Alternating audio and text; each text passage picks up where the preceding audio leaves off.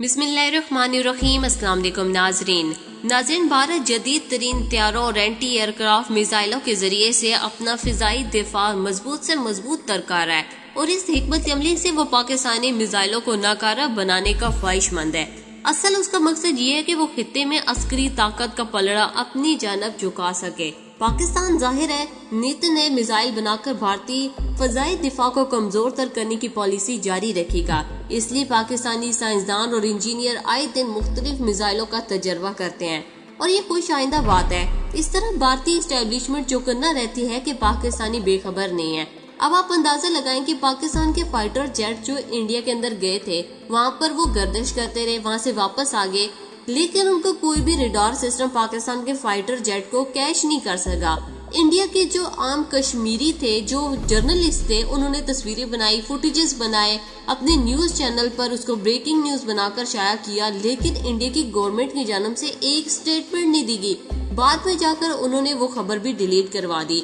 एक तरफ ये कंडीशन है कि इंडिया ने पूरा का पूरा अपना बजट उठाकर जंगी हथियारों पर लगा दिया। राफेल त्यारा सबसे बड़ी मिसाल आपके सामने है। दूसरी तरफ कंडीशन यह है कि पाकिस्तान के फाइटर जेट इंडिया के अंदर घुसते हैं, अपनी जो इंटेलिजेंस इंफॉर्मेशन उन्हें कलेक्ट करनी थी वो कर वापस भी आ जाते हैं, लेकिन मुकाबले के लिए अपने राफेल नहीं भेजते।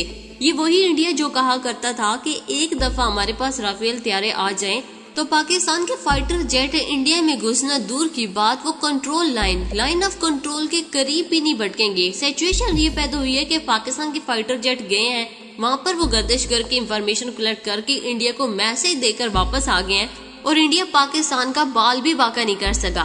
आज के रोज आपको बताया, इंडियन मीडिया की जानब से खबर ब्रेक की गई है कि मसनूई सियारों की मदद से अमेरिका, जो कि दुनिया की इकलौती सुपर पावर होने का भरम कायम करके बैठा हुआ है, उन मसनूई सियारों की मदद से, उसकी खिदमत और सहूलियात से अब भारतीय अफवाज में मुस्तफीद हो सकेंगी। ये रसाई भारत और अमेरिका के माबैन हाल ही में होने वाले अस्करी माहदे बीका माहदे के तहत मिली है। इस माहदे के तहत क्या होगा कि अब भारतीय अफवाज जमाना अमन और जंग में अपनी सरगर्मियों की खातिर अमेरिका की मिलिट्री व सिविल मसनूई सियारों से फायदा उठा सकेंगे। इन सियारों की मदद से इनको अंदाजा हो जाएगा कि लद्दाख के मकाम पर चाइना के फौजी कहां पर मौजूद हैं और कहां पर किसने कितनी तैनाती कर ली है।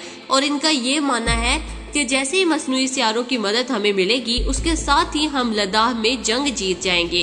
सामीन, इंडिया की इस वक्त हवाइयां उड़ी हुई हैं सिर्फ ये सोच कर कि पाकिस्तान के फाइटर जेट इंडिया में आते हैं, लेकिन हमारा कोई भी रेडार सिस्टम उसको कलेक्ट नहीं कर सकता, उसको डिटेक्ट नहीं कर पाया। यानी कि चाइना ने पाकिस्तान को इतना ज्यादा एडवांस टेक्नोलॉजी से लेस कर दिया है। इनको भी 27 फरवरी वाला वाकया नहीं भूला। जब इनका पायलट पाकिस्तानी फजाई हदूद में आया था तो इनका राब्ता अपनी कंट्रोल लाइन से मुकम्मल तौर पर मुनक़ता हो गया था। इंडिया को सबसे बड़ा खदशात यह है कि उस वक्त पाकिस्तान के पास इलेक्ट्रोमैग्नेटिक पल्स वेपन जैसी टेक्नोलॉजी मौजूद थी, तो इस वक्त पाकिस्तान के पास क्या क्या नहीं होगा। और हाल ही में पाकिस्तान के जो फाइटर जेट उनकी हदूद में गए हैं, उसके बाद तो इंडिया मुकम्मल तौर पर बुखलाहट का शिकार हो चुका है कि अब हमारी खैर नहीं। अब इंडिया ने क्या किया है, मसनूई सियारों के हवाले से एक खबर चलाई। सबसे पहले आपको बताते चलें कि मसनूई सियारे हैं क्या, उनके जरिए से इंडिया किस तरह से पाकिस्तान या चाइना को टारगेट कर सकता है, या इसमें कामयाब भी होगा या नहीं। खला में तकरीबन 2787 मसनूई सियारे गर्दिश कर रहे हैं। इनमें से 1425 अमेरिका के हैं, 382 चीन के और 172 रूस के और 808 दीगर ममालिक से ताल्लुक रखते हैं। अब सिचुएशन ये कि इन मसनूई सियारों या सैटेलाइट में से बेशतर सिविल और मिलिट्री नोयत के हैं। सबसे ज्यादा मिलिट्री सियारे यानी कि 208 अमेरिकी मालकियत के हैं। मसनूई सियारे मुख्तलिफ सिविल काम अंजाम देते हैं, मसलन समुद्री वारजी, तूफान पर नजर रखना, जहाज रानी में मदद देना, खेतों की पैमाइश करना, कम्युनिकेशन अंजाम देना, बहुत सारे इस तरह काम है। और जो इन तीनों में से बुनियादी काम है वो ये है जो इंडिया इस्तेमाल करेगा चाइना के खिलाफ, के खिलाफ से खलीफों की जासूसी करेंगे कि चाइना के फौजी कहां पर मौजूद है और कौन सी नई अस्करी तंसीबात बना रहे हैं। अफवाज की नकलो हरकत पर भी नजर रखी जाएगी। दूसरा उसका बड़ा मकसद ये होगा कि मिलिट्री सियारे जो अपनी अफवाज के मिसाइलों, बमों, लड़ाका हथियारों और ड्रोनों को हदफ तक पहुंचाते हैं। तीसरा बड़ा काम वो जो दुश्मन की मिसाइलों, लड़ाका हथियारों और ड्रोनों पर नजर रखते हैं, गोये दफा मजबूत बनाते हैं। तीनों इकसाम के मिलिट्री सियारों में अपनी जिम्मेदारियां अंजाम देने की खातिर जदीद तरीन और हसास आलात नस्ब किए जाते हैं। یعنی کہ انڈیا اب امریکہ کے مصنوعی سیاروں کو استعمال کرتے ہوئے یہ اس خواہش ظاہر کر رہا ہے کہ ہم جنگ جیت جائیں گے لداخ کے مقام پر، لیکن اس کی خواہش اس وقت زبردست ہوئی جب چائنا کی جانب سے پراپر اس کی انفارمیشن جاری کی گئی۔ اس سال کے وسط تک امریکہ کا گلوبل نیویگیشن سیٹلائٹ سسٹم سب سے زیادہ طاقتور اور مؤثر تھا، اسے عرف عام میں GPS کہتے ہیں، لیکن اب یہ اعلیٰ مقام چین کے سسٹم بیڈو کو حاصل ہو چکا ہے۔ امریکی GPS کے اس وقت 31 مصنوعی سیارے خلا میں موجود ہیں، جبکہ چینی بیڈو کے 35 سیارے ہیں، اور بیڈو اپنے امریکی ماسٹر سے زیادہ درست نشانہ فراہم کرتا ہے، مطلب کہ یہاں پر بھی انڈیا کی خواہشات مکمل طور پر زمین بوس ہو جاتی ہے۔ پاکستان کی یہاں پر سب سے بڑی خوش قسمتی یہ ہے کہ وہ چائنا کا قریبی معاشی اور عسکری ساتھی بن چکا ہے، اسی لیے چین کے علاوہ پوری دنیا میں پاکستان وہ واحد ملک ہے جس کی افواج بیڈو کی عسکری سہولیات سے فائدہ اٹھا رہی ہے۔ بھارت اور امریکہ کی بڑھتی قربت کے باعث امریکی GPS سسٹم قابل اعتبار نہیں رہا۔ مزید برآں جنگ کی صورتحال عین ممکن ہے کہ امریکی حکومت اپنا سسٹم افواج پاکستان کو استعمال نہ کرنے دے۔